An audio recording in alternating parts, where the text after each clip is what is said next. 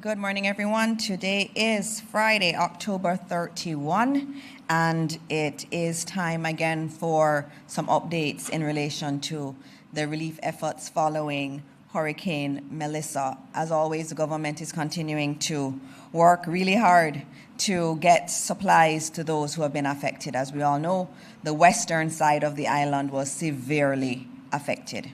And so we are working to get relief supplies to them, food, get water to them, and also to assist them in the rebuilding process. So today we're going to give you a lot of updates. At the start, I'll give you some updates based on questions that have come in from the media that I keep getting questions. And so I'm going to start with just an announcement from Cabinet.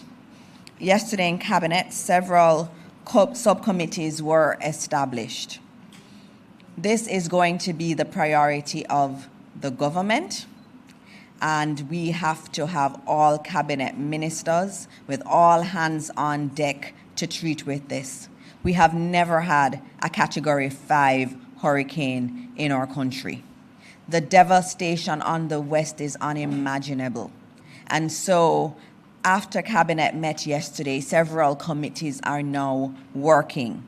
The main committee, the Relief and Recovery Oversight Committee, has been established, and that committee will be co-chaired by Minister McKenzie and Minister Vaz. So both of them will co-chair that subcommittee of Cabinet. Other members of that committee will be Minister Charles, Minister Samuda, Minister Wheatley, Minister Johnson Smith, and I see some minister named Dana Morris Dixon also on that committee. We also have ex officio members, Minister Favour Williams and Minister Audrey Marks. We also have a private sector committee that will look at bringing together the private sector. There's so many different private sector players that want to support.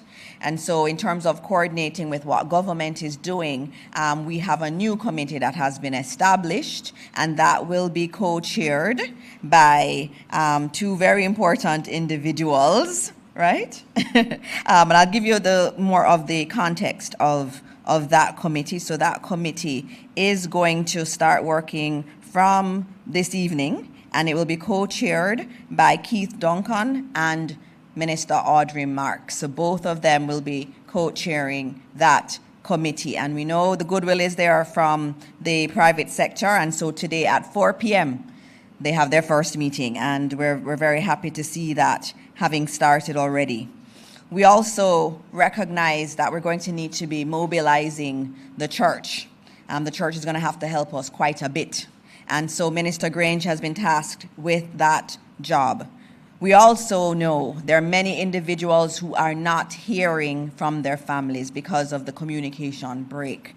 And so Minister Montague has been asked to put together a plan to help families who have not been able to locate their family members to get them information. And so you'll get more information on that. As I'm saying that, I should note that I spoke to Flo this morning, Minister Vaz, and they were saying that they have charging devices that are taking into the West, because the reality is that for many of our citizens there, they would have lost electricity. Their phones would have died.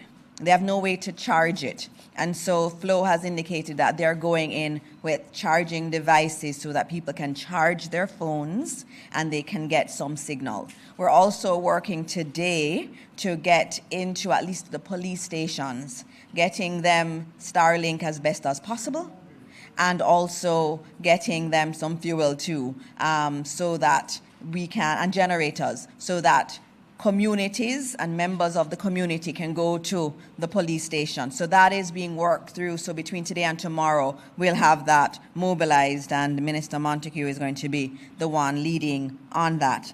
Now let me go back to some of the other key updates that have been requested. We have a request in relation to the roads. And just noting that the NWA has been out there working very hard. Yesterday I spoke a lot about the JDF and their efforts, and those efforts continue today.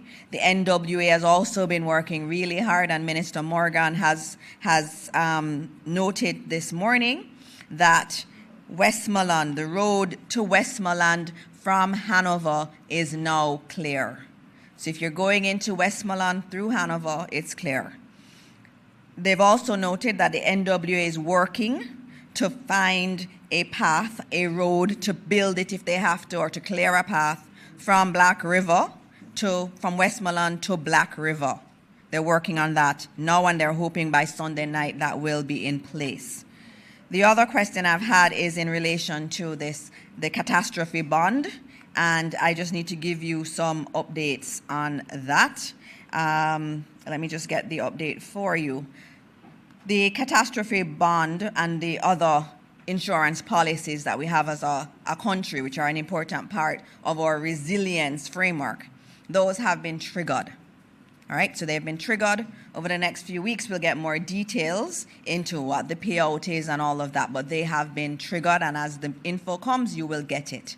But what's important to note is that we're not dependent on the insurance payouts, because we do have readily available as a part of the contingencies fund, which we budget for every single year. We have $5.3 billion in that. And in our disaster risk fund, our National Disaster Risk Fund, we also have another $1 billion Jamaican, these are Jamaican dollars, that is ready to be mobilized. And so please rest assured that the government has some access to immediate funds. Having said that, obviously all the support we can get from our partners is important, because a Category 5 that destroys entire parishes, the funds we have will never be enough to do the restoration and even to do the relief work right now. And so we want to thank our partners who are working with us. And today in the audience, we have GEM with us. And I know Minister McKenzie will speak about them and the important role that they play in all of this. So GEM, I want to thank you for being here. I know after Hurricane Beryl, you were absolutely central to helping us in the communities that were affected, and you did a phenomenal job then. And I'm so happy that you're again committing to do work here after this really, really horrible disaster. And so you're one of many that's supporting us, and we want to say thank you on behalf of the people of Jamaica. We also have many others who have come in, many NGOs, many governments are offering assistance, and we thank all of them. Also want to note, this is something people have been asking about, relief, and Minister Vaz will give you some more on it. A consortium of organizations with expertise in disaster relief and recovery arrived in Kingston yesterday, and they're connected with the Jamaica Defense Force, and we're very happy to report that we have the operations have capacity for heavy air ambulance services, Medicorps. We also have some nonprofit organizations that have experience in disaster management. And so all of them are working with the JDF's emergency response team. In terms of the Prime Minister has been out looking at the damage and coordinating all of his ministers. Yesterday, the Prime Minister did Hanover and Westmoreland, and so today he will be, obviously dependent on the weather, doing Trelawney, Manchester, and St. James. The interior of the island also was very much affected, Minister Marks. I know in Manchester there is quite a bit of damage, and we're also hearing reports from Clarendon. And so the Prime Minister will be looking at those areas today. The members of the media had asked previously if they could travel with the Prime Minister on his helicopter. We weren't able to accommodate before, but today we will have 2 members of the media that will accompany the Prime Minister. And if we have access to other helicopters on the weekend, we will also extend it to other members of the media. The last thing I will speak on today, we've been asked about the death toll, and I know this is the one that breaks everybody's heart. Last night I would have reported that there were 19 confirmed deaths, 19 Jamaicans who lost their lives.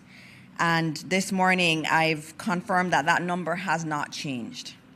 But we have reports that are quite credible of the potential of 4 bodies being in Westmoreland that need to be retrieved and 1 in St. Elizabeth. We do not count the numbers until the JCF has been able to go to the site and retrieve the body and confirm it. So we're still at 19 confirmed, but we do expect that that number will change today. And when the number changes, I will let you know. These are Jamaicans who were so devastated to know that they have lost their lives. Every single life that is lost is a huge tragedy.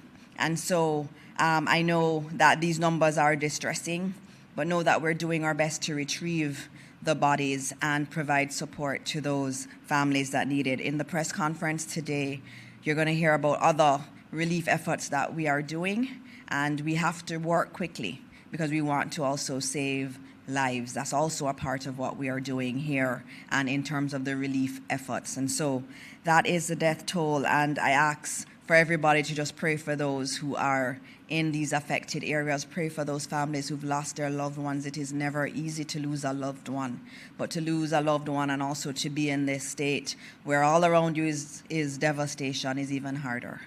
And so we will give you more updates as we get them. But now I'm going to move to my ministers. And today I have many ministers with me. I have Minister McKenzie, I have Minister Vaz, I have Minister Charles, I have Minister Marks in the room also, and I have several senators. I have Minister Abka Fitz-Henley, and I have Senator Keith Duncan here in the audience with me, and I have the chair of OPM, Mr. Sweeney, is here also. And so I'm going to move to the updates. Minister Vaz, new co-chair of the new committee, I'll have you go first, and then we will hear from Minister Charles in relation to the relief efforts.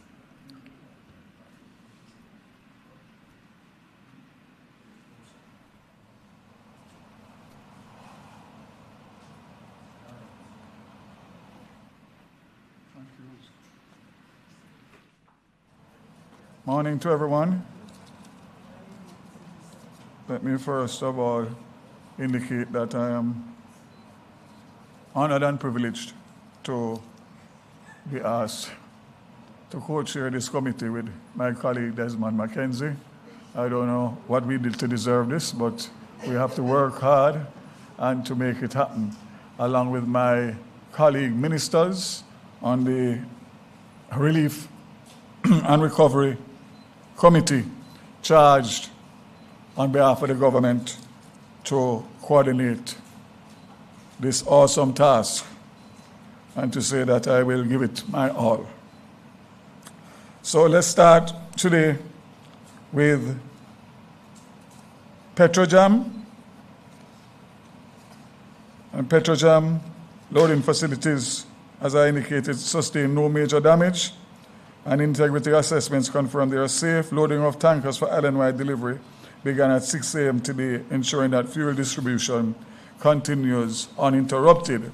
I have a call with the marketing companies and all the fuel suppliers at 11:30 this morning to indicate to them and to coordinate with them through the National Works Agency and, most importantly, the police to allow to get these trailers or tankers into the western part of the island to fuel the gas stations, which are in some cases low and out of fuel.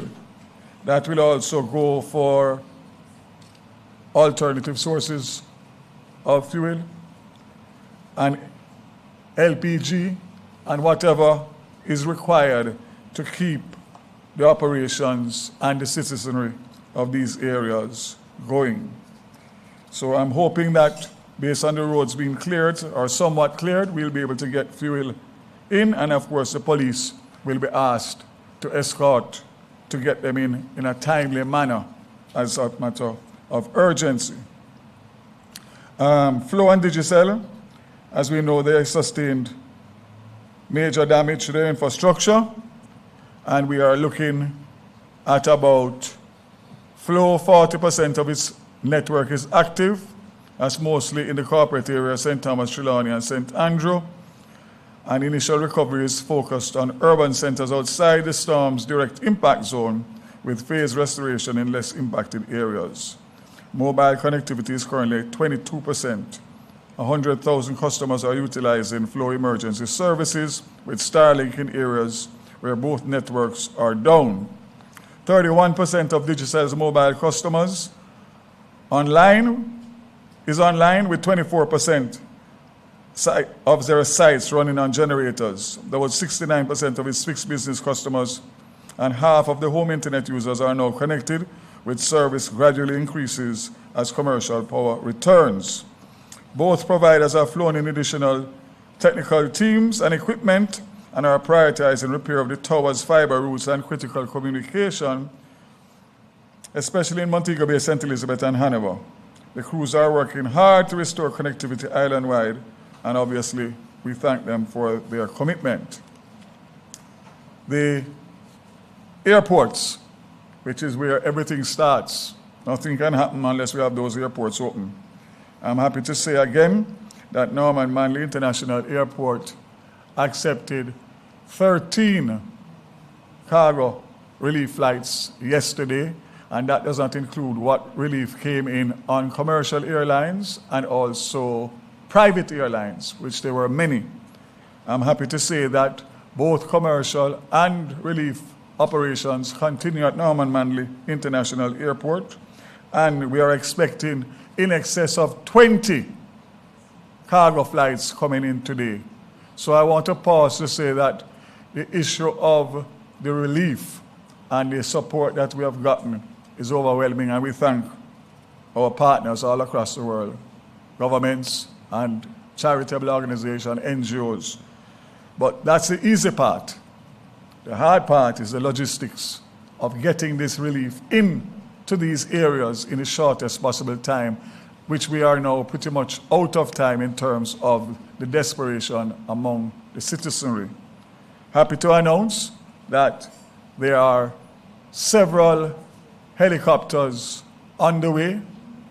Between 8 and 10 from the US government, and those are the big helicopters that have the ability to transfer and treat patients that may need underground treatment, plus, of course, be able to carry a lot of relief supplies. Not to mention that some of the charitable organizations that are here, the big ones, have their own assets, private helicopters, and I suspect that by end of today, we will probably have about 6 or 7 of those.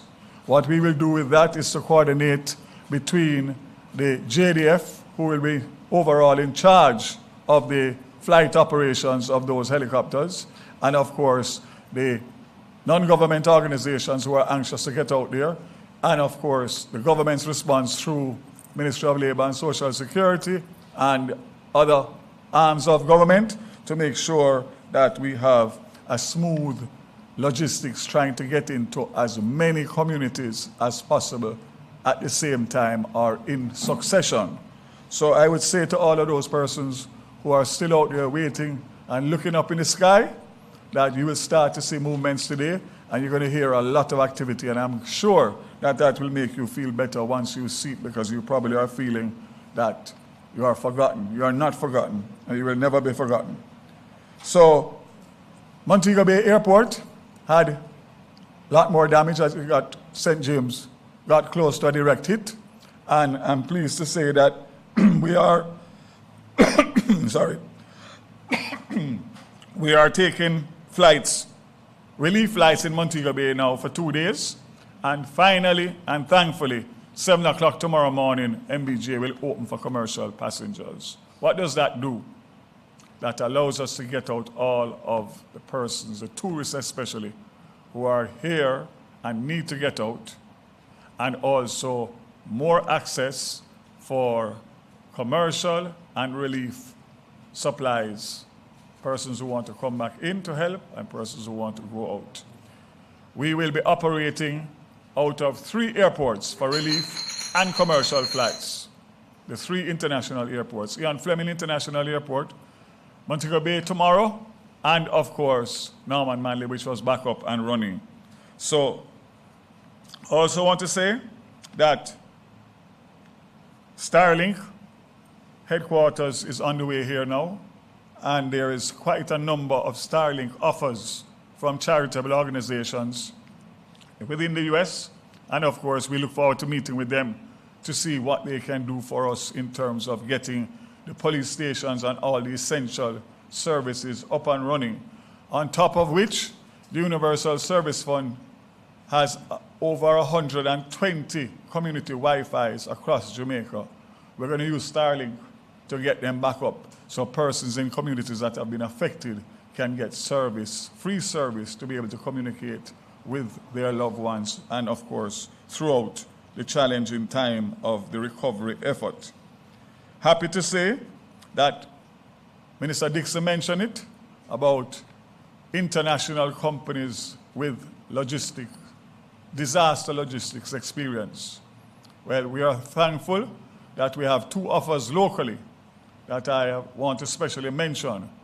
The Honorable Danville Walker, OJ, who was made in charge of the ONR, Office of National Reconstruction, after Hurricane Ivan in 2004, 21 years ago. And he was given an OJ, Order of Jamaica, one of the highest honors for his work there.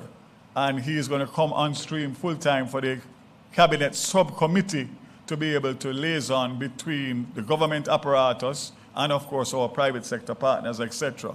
The other one is the outgoing or former UK High Commissioner, Asif Ahmad, who also was given an honor in his home country of the UK after being in, I think it was the Philippines or Thailand, one of those countries that had a major typhoon, and he was at the head of the relief and recovery.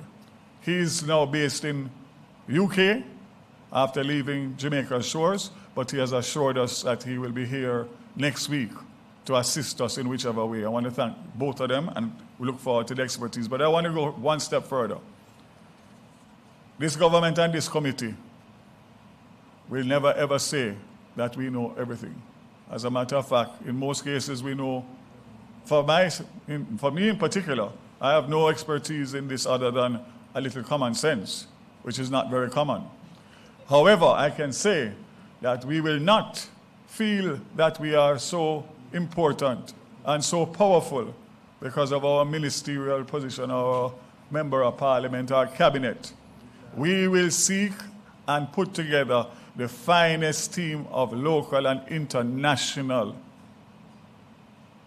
disaster logistic experts to carry us through this quicker, faster, and better.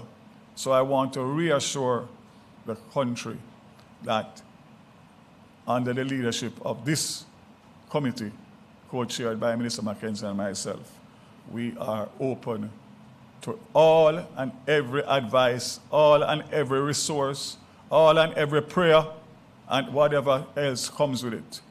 We know the responsibility that we have, and we will make sure to deliver on the confidence that the Prime Minister has placed in us. Tolls remain open.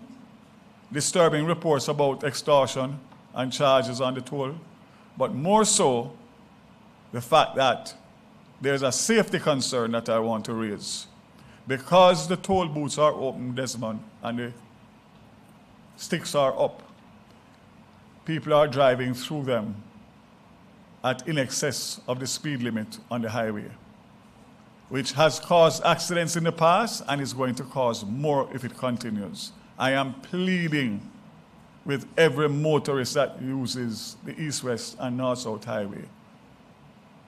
Please, we have enough problems on our hands now than to overburden the hospitals with irresponsible behavior, injuries as a result, or death as a result of irresponsible behavior. Just slow down and respect the toll booths and respect the attendants that are there so we don't have any more incidents. And other thing I would say on transportation is I've gotten disturbing reports that the public passenger vehicles licensed by the government of Jamaica are overcharging already. Not overcharging in Westmoreland because they can't carry anybody down there. Right here in Kingston and St. Andrews, Spanish Town, Portmore, St. Mary, all of the areas that are unaffected, they are overcharging, in some cases, 50 to 100%. I am sending a warning, and I'm putting the Transport Authority on alert. Zero tolerance. Zero tolerance between the police and the Transport Authority. Carry out as many sting operations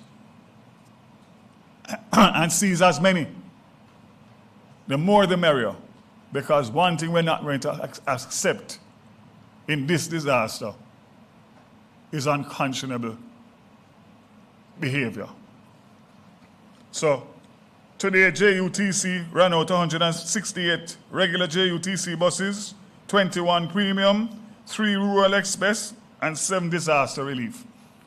I want to make it clear that JUTC stands ready and will continue to transport essential workers into the disaster zone. The JDF already contacted me this morning. We're moving some soldiers down along with their apparatus. Thank you.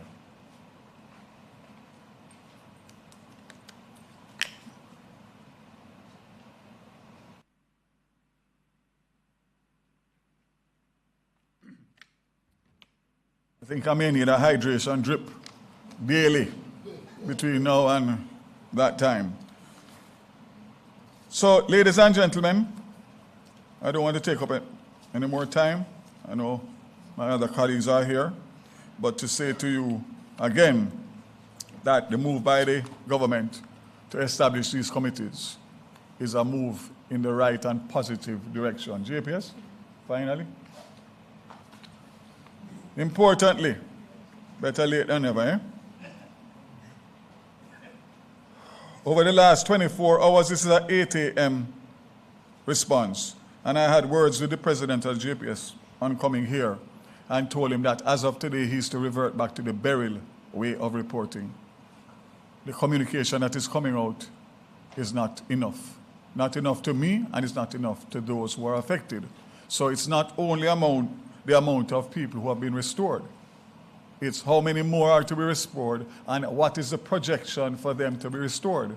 So even in Kingston and St. Andrews, right in and around where we are, there are people with no light. All they want to know so that they can plan their business is what is the issue and when is it expected.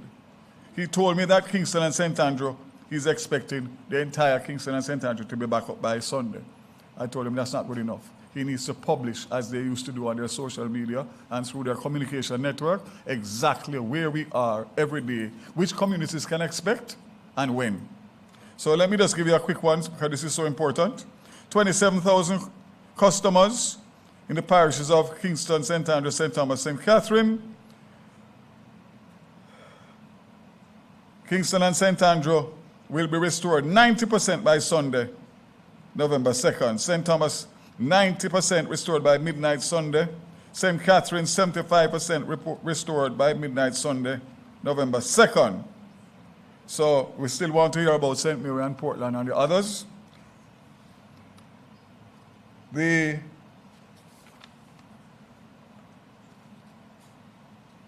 Clarendon, 63% of customers out. Hanover, 98. KSA North, 26. KSA South, 4%. Manchester, 99%. Portland, 83%. Portmore, 64%. St. Anne, 99%. St. Catherine, 48%. St. Elizabeth, 99%. St. James, 99%. St. Mary, 99%. St. Thomas, 10%. Trelawney, 99%. Westmoreland, 99%. 66, an average of 66. And 462,000 out of 700,000 customers. So I commit to all the customers of the JPS that as of today you'll be getting more detailed information, and you have my commitment that we will stay on them until such time as full restoration in the unaffected areas and a plan, comprehensive plan for the affected areas within the next few days after the assessments have been completed. Again, let us take time to continue to pray for our brothers and sisters in the West, and every opportunity that you get a quiet moment, I encourage you to do that, because only that will take us through this crisis. God bless Jamaica, and God bless you. Thank you, Minister. Thank you, Minister Vaz, for your update, and I know that they are much appreciated, and I can tell you Minister Vaz is not stopping to work. I saw him sending messages all through the night, and so thank you, Minister Vaz. Thanks to the entire team for the work that they are doing. I believe we now have the update from the NWC. Usually you'd get that from Minister Matthew Samuda, but this morning you are not going to be hearing from him. You will get Mr. Delano Williams, the acting corporate public relations manager at the NWC, to do a quick update on where we are in terms of restoring water to households.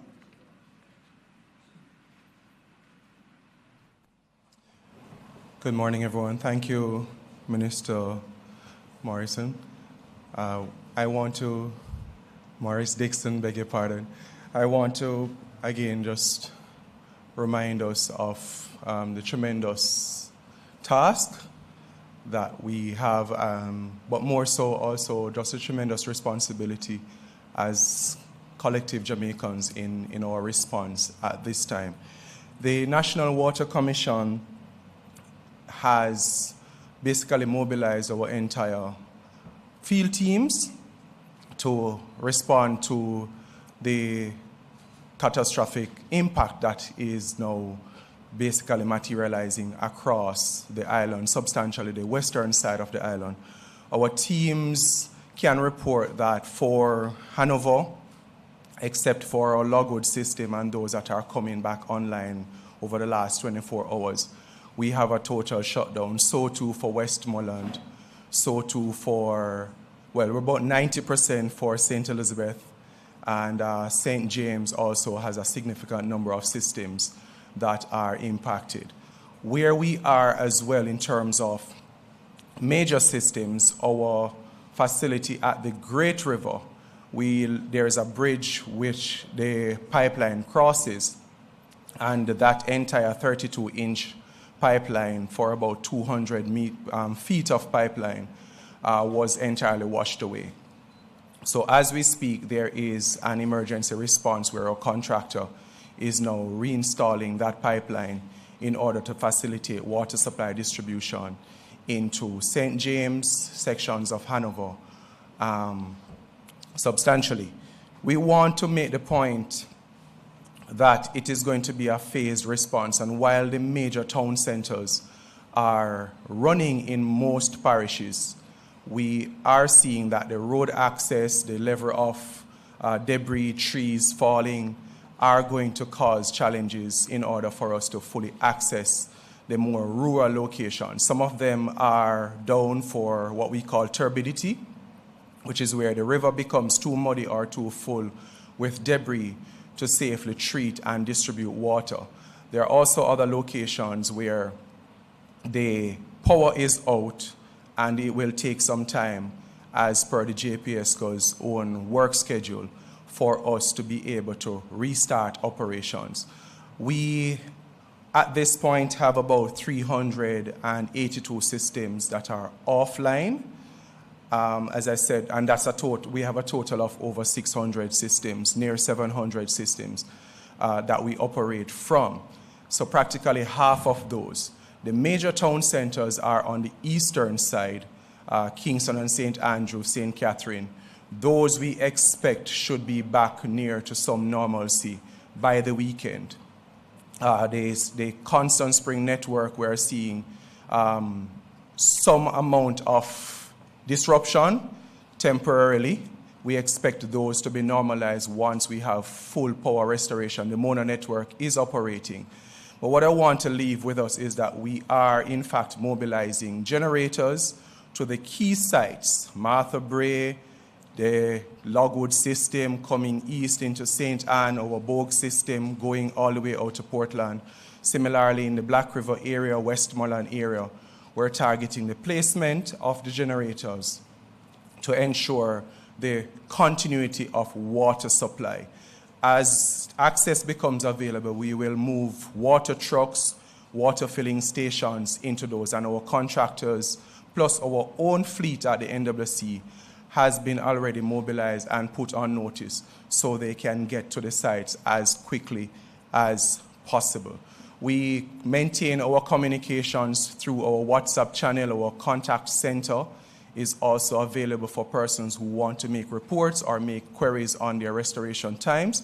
I may just share, Minister, with the public again the contact center numbers: 888-225-5692. That's 888-225-5692 or 888-CALL-NWC. And that allows you just to make your reports if your area is not yet restored, or to query as to what the restoration time ought to be. Pretty much, again, we just want to thank the public for what will be an exercise of patience in the areas where they do not yet have water, and we're looking forward to continuing the restoration process. Thank you.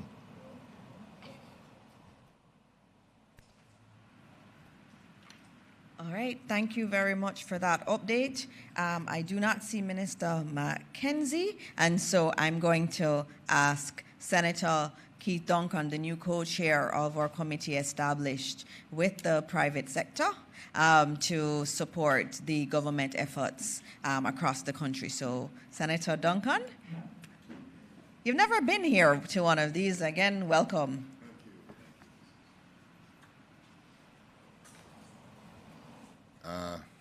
Good morning, ladies and gentlemen. Morning to our Jamaican brothers and sisters out there.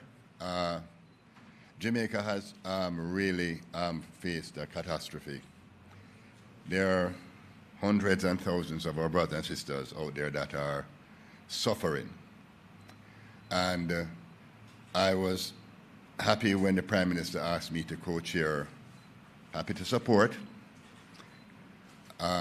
this effort in terms of a coordinated and structured approach, because there's a lot of goodwill in the private sector. The private sector is very clear that they need to step up to the table. Meetings have already started along with other ministers in terms of addressing the immediate need in communities. I'm happy to work along with my co-chair, Minister Audrey Marks, in this regard.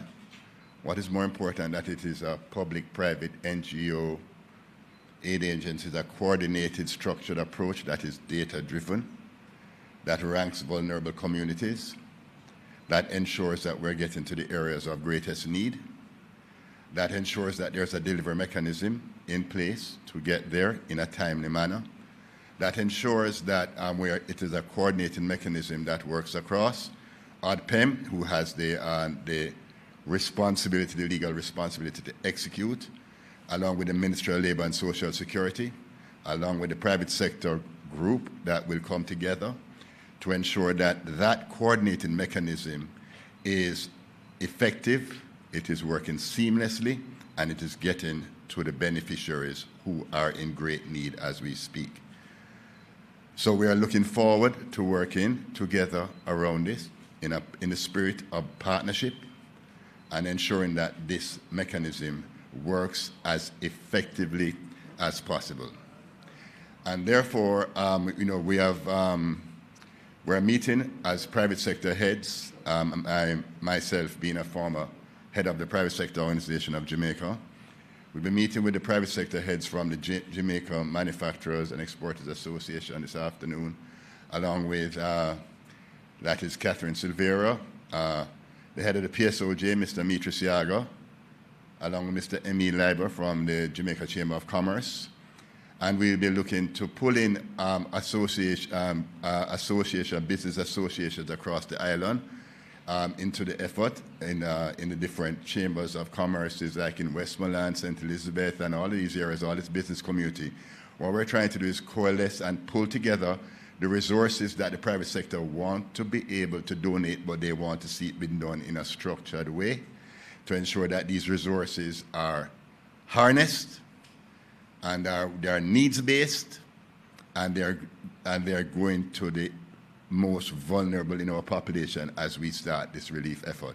We're happy to work with the NGOs because we have worked with NGOs in the past, and that's an effort that we want to do to ensure it's coordinated. So while I really never signed up for a lot more work, more than the senator work, I'm willing to take this on at this point in time because I believe I can add some value in terms of pulling the actors together to ensure that we have the best response possible for Jamaica. Thank you very much. Thank you, Senator Duncan, for that. And again, we note that this is going to take the entire country working together to get us back. And so anywhere we can find the expertise, if it's Senator Duncan and the entire private sector, we know there's so many wonderful people in the private sector that want to support. And what we're doing is opening up that avenue. If some of you want to help me in my role, we're here for that too. And so we understand that there's expertise outside of government, and that's what we're trying to harness. And so we thank Senator Duncan for agreeing to chair that committee. And now we're going to be moving on to Minister McKenzie for his updates.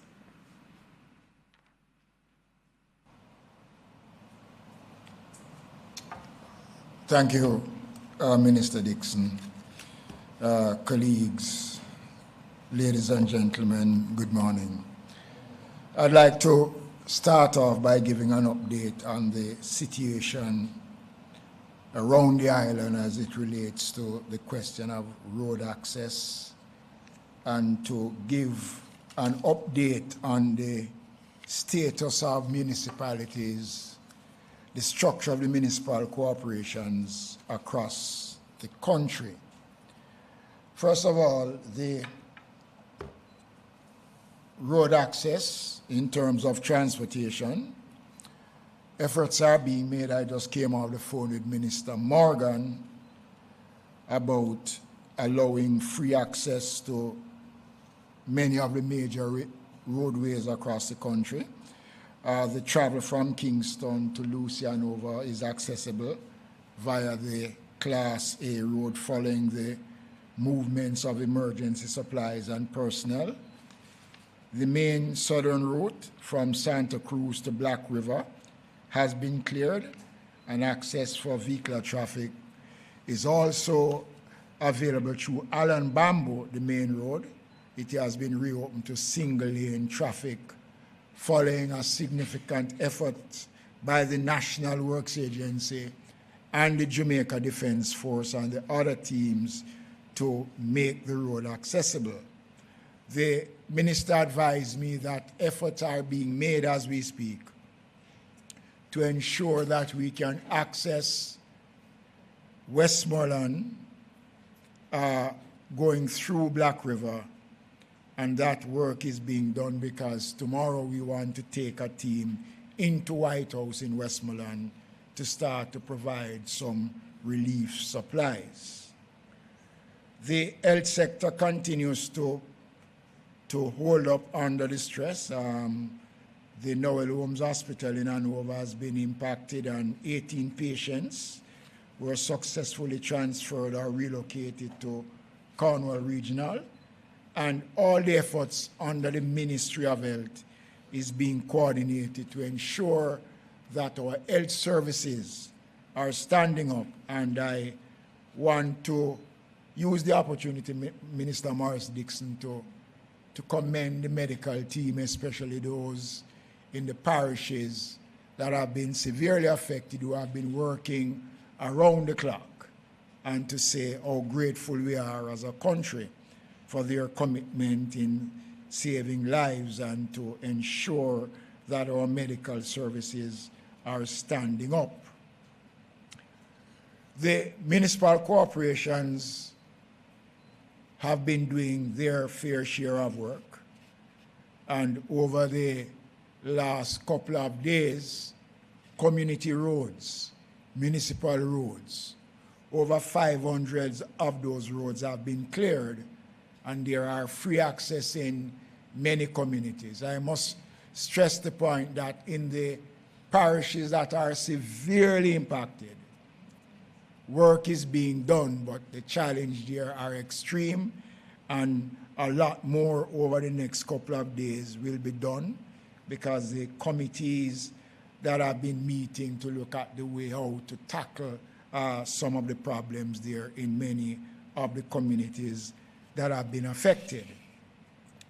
I was able yesterday, after many days, to make contact with the mayor of Falmouth, and it is not a pretty reading coming out of Falmouth, out of Trelawney especially.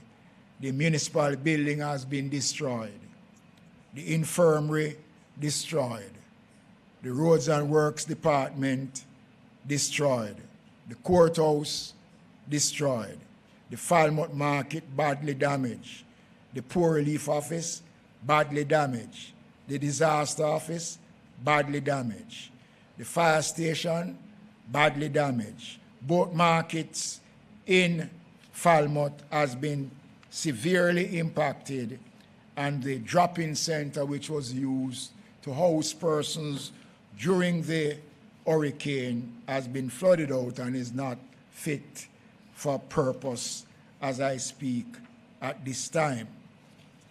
In St. James, the municipal building has been damaged, the infirmary, the roof has gone, the walkway has been destroyed. In St. Elizabeth, the municipal building, the infirmary, the fire station, all the markets in St. Elizabeth has been severely damaged by the passage of the hurricane. Those 5 parishes have no access to communication. And one of the things that we are going to be doing as a part of ensuring that the municipalities and the mayors have some level of communication is that we'll be providing Starlink to all 5 parishes to allow them to have some level of communication with the wider Jamaica. The assets of the municipalities have been compromised in many places, so it means that the revenue base of our municipalities have been severely impacted, and we are doing an assessment to see how we are going to be able to cushion that fallout as it relates to the revenue base of the municipalities. There's a meeting that will be later on today to look at and to see how best we can respond. Shelters. We are down to 430 shelters with about 7,000 persons still in shelters. But again, as I've been saying before, there are many communities that because of the conditions there, persons have generated shelters on their own. And we are expecting that over the next couple of days, we will see a reduction in the shelters, and we'll be in a much better position to manage how we respond to those locations over the next couple of days. Ladies and gentlemen, it's important that the country understands that while I know that there are many persons who are anxious, who can't wait much longer, and we know that a lot of people want to get things done, but we have to ensure that our efforts are well coordinated. The Ministry of Labor and Social Security with Minister Charles, the Ministry of Local Government, the OPM, Minister Vaz, and the team, that subcommittee that has been established by the Prime Minister, has been working overnight since the committee was established. There have been several meetings, and we are well advanced. This morning, I am pleased to advise the country that one of our partners, GEM, this international organization, came in country yesterday, and they are here, headed by Michael Capone. Michael Capone is here along with his team.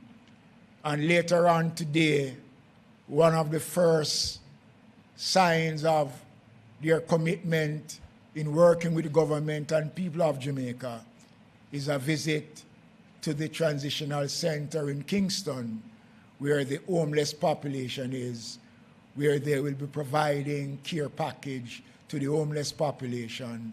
And tomorrow, we'll be rolling out, along with the OPM and the Ministry of Labor and Social Security, various teams to go into Black River and White House in Westmoreland tomorrow. I want, on behalf of the government, to thank Michael and his team. And just to advise you that this partnership is not just only for today. They will be occupying space in Jamaica so that they will be able to respond when there's a call, and not only just for Jamaica, but to assist other Caribbean countries when the need arises. And I want to say this morning how pleased we are that they are here to be a part of the recovery exercise of the country. Again, the government is working. We are doing our best, and we call on the support of every well-thinking Jamaican to ensure that we do all that we can to restore a sense of pride back to the people of Jamaica. A lot more will be done, and we will continue to update the nation on the progress of our rehabilitation exercise. Thank you. Thank you, Minister. And as we get to the end, just want to recap some things that we've said. The roadways are now much more open than before, thanks to the NWA, or National Works Agency, and also the Jamaica Defence Force for the work that they have done in getting access to more of the communities that have been cut off. Additional work will be continuing into the weekend so that we have more access to those roads. In addition to that, we had the question again about the number of fatalities. Again, that number is 19, a heartbreaking number. We know that there are other confirmed, or not confirmed, but we have other indications that there may be other bodies that need to be collected, and the teams, they're working to get to them today. Food distributions have started. There are convoys working with the JDF to get them out.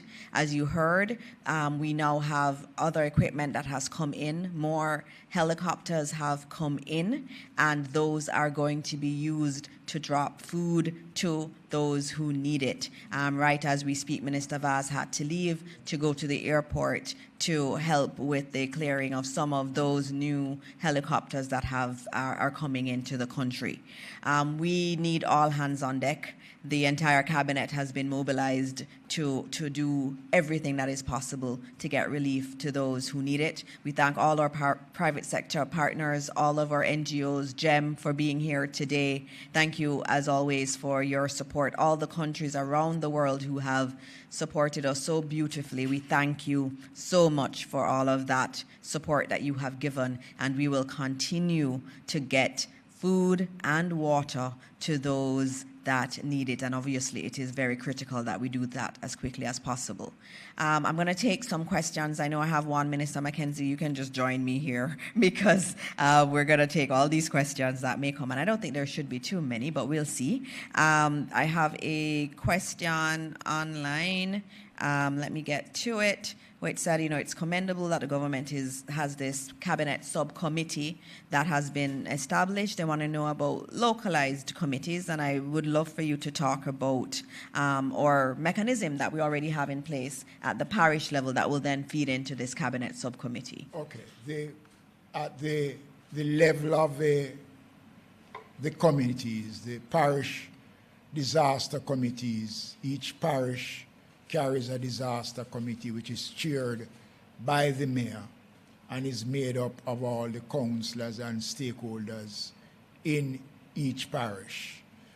Those information that comes out is feed into the OPM, and whatever comes out of us is feed into the parish. So there is a structure that is there, and we work in accordance with each other because they are the ones on the ground and they are the ones who have to execute the programs when it is initiated. So the parish committees are activated. As a matter of fact, I have not issued instructions to stand down any parish committees. All the committees that were activated will remain working until we consider it necessary to deactivate the committees. So no committees have been deactivated.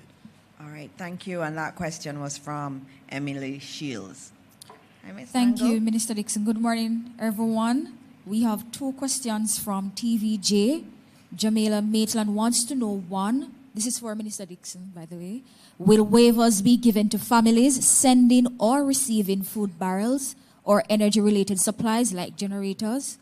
2, how does the government plan to streamline the aid, given that citizens and NGOs are making donations? What is the advice to ensure that there isn't any duplication of efforts and that the aid is reaching the people who need it most? All right, I'm going to start, and I know Minister McKenzie may add some to it. In terms of the first question, which had to do with the process for getting the aid in, I mean, it's more general than that, and I'll just talk generally about aid. We're really grateful for all of the aid that is coming into the country, and we are asking individuals who are sending it, if you send it to OPM, then that is definitely going to get all of the clearances and will get all of the tax exemptions. So once it's consigned to OPM, those will come. We're also looking at other facilities. I know persons are asking about barrels and so on, and we will give an answer to that on the barrels also. And so it's very important that we use the official channels. There are some NGOs that are working very closely with OPM, and so that's already being taken care of. What was the earlier part of your question? Well, you would have answered the NGOs part. They basically want to know, just to avoid duplication of efforts, what are we doing as a government in terms of we just want to ensure that the aid is reaching the people who need it most. Yes, so and that's the key just thing. to avoid the duplication. And that's the key thing. In Beryl, we had reports that, people would get from different organizations who are working in the space. And that's why OPM, the committee that PM has just appointed, is very important, because what we're doing is we're collecting the data from the field. Minister McKenzie spoke about the parish committees. They're reporting in on a daily basis, even at our emergency center. That's still alive now. And so we know what are the needs in the areas. And so when the goods are coming in, we actually are able to allocate them efficiently. And so there's a process in place, and that's why we say use OPM. But many of the agencies, GEM is working with OPM, the other NGOs, many of them are, but some are not necessarily working with OPM. So let's make sure that we're using entities that are aligned with OPM and is being coordinated with them. No, the question of duplication, is that something that you're going to get away from. But what we have is a team headed by the Ministry of Labor with field officers, the Social Development Commission, all SDC officers across the country has been assigned to work directly with the Ministry of Labor and Social Security in collecting data. And the data that is collected allows to be able to distribute and to try to minimize duplication. And there's a DAR team that is presently out, headed by the JDF and others, that is out there doing the assessment. I want to mention also that Liz Riley, head of SEDEMA, is coming into country today, and she'll be here to assist us also in that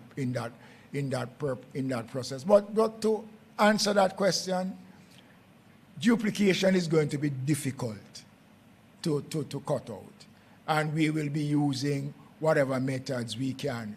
I know that some of our partners will have their own method of how they will handle their distribution. So we will work to try to see if we can minimize the question of duplication. When it comes on now to the rebuilding phase,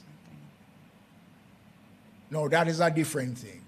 And I remember the Prime Minister saying to Jamaicans before the hurricane came, one of the things you must try and do is protect your documents. So your passport, your ID, that is going to be a means of identification, and that is going to become critical.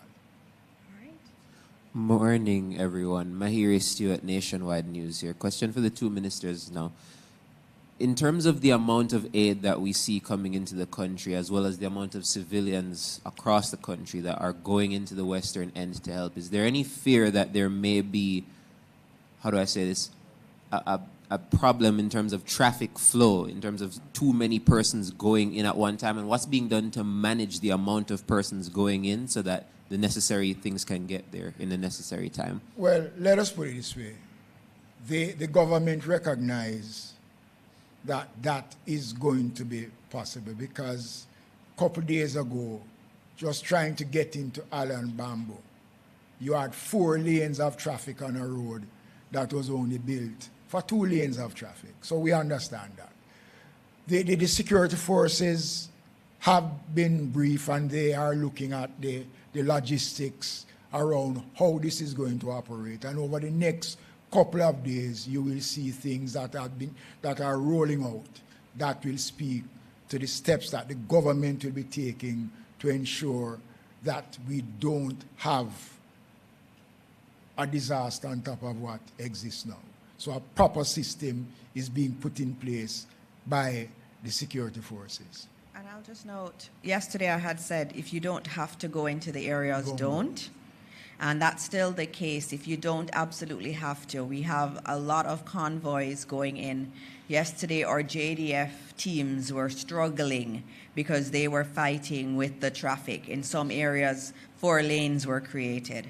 And so we have to ensure that we give priority to the emergency services that are trying to get into the area. Now, I know how hard it is to know that you can't hear from your family and you want to go there. But as much as possible, let's try to keep the roads clear for those who need to get in. As we said, over the weekend, by the end of the weekend, we'll have some more roads open up, and so it will be much freer flow after that point. All right, and last 2 questions for NWC. The first one would be, just for clarity, in terms of turbidity and the issue that it poses on the water systems across the country, how does the NWC tackle the issue of turbidity in order to ensure that Jamaicans get clean water through their pipes? So that was one. What's the next one? Or it's 2? Yeah, I guess the second one would be similar to the question I asked earlier in terms of the trucking of water to the communities that don't have it. How successful are those efforts given the fact that we have so much traffic issues in terms of persons getting to the western end of the island? All right, thank you. So first and foremost, the matter of turbidity is one in terms of how we respond. We do test of the facility. We check the water that is coming in. Our process at the plant itself involves sterilization, clearing of any siltation that is there, flushing of the lines, retesting before we start distribution. Once the water leaves the plant, we also have strategic points along the network that we do checks. Notwithstanding, we do advise at a time like this that customers, if they observe any adverse whether it's smell or taste, discoloration of the water, that they then observe the Ministry of Health's best practices in terms of adding bleach to the water. The trucking process is one that is a case-by-case, area-by-area. Some locations, we will have to bring the truck to a central point.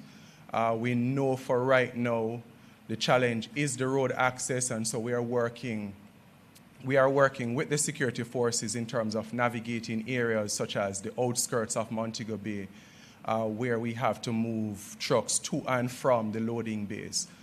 So we're very, very similarly concerned, but it is one that we expect that the public will begin to appreciate the need that arises, and with the help of the security forces, we'll be able to navigate as best as we can. As I said, though, there are some spots where we will seek to remain as remote as possible in terms of taking the trucks into the locations and allowing persons to collect some water for their relief use. All right. Thank you. Thank you for those questions. And before we leave, anytime any of our entities that are providing support show up for a press briefing, we always try to give them an opportunity to speak. And so the GEM team is here, and as I said, they do really fantastic work. I don't know, Minister, if you want to introduce them, but we do want to have a rep come and speak to us and tell Jamaica what you are doing.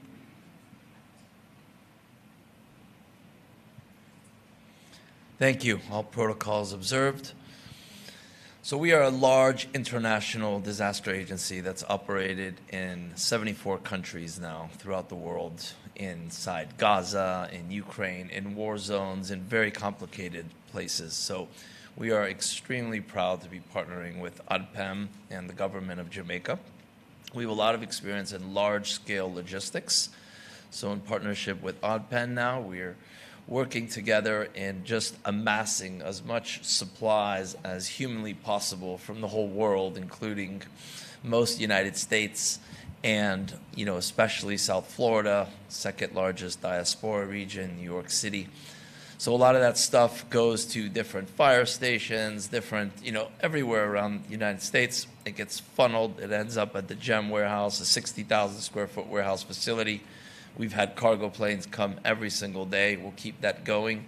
And then every Friday, we'll ship 10, 15, 20, 30, 40, 50, however many containers on the Friday ship out of Miami to here. Then that comes in, that gets processed through OPM, and then we work together to basically bring that out to the regions. As a simple example I can give you, in Ukraine, we service currently 1,100 regions per month with over 400 trucks.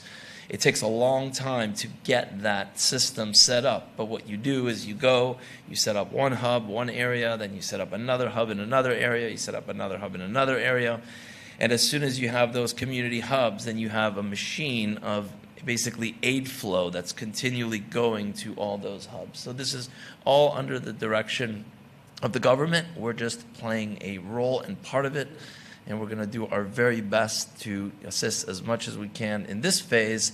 And then the other phase, which is the second most important phase, but if not the most important phase, which will be the rebuilding. So our agency, in partnership with the National Commerce Bank, with IOM, we had repaired roughly 724 roofs last time around Treasure and Clarendon. This time, it's not 11,000 roofs that are going to be destroyed. It might be 50,000 roofs or more that are destroyed. So we're just going to have the same system scaled by 10. And that's basically what we're here to do. We're here for the long haul, and thank you. Thank you so much. This is a really great example. Thank you so much for your work and the commitment to Jamaica. We really do appreciate it. And just knowing, this is what we're doing. That's what OPM is here to do under your leadership, Minister McKenzie. It's to garner the support internationally and have it enhance what we're doing in government. And as we say, we can't do it alone, and we need the support. And we thank everybody locally and internationally who has been supporting us. Yesterday I was at the airport and I saw World Central Kitchen also coming in. They're going to do many meals. We've given them the Montego Bay Convention Center as a staging point. Or chefs who are training with our heart institutions will be working with them to cook the meals.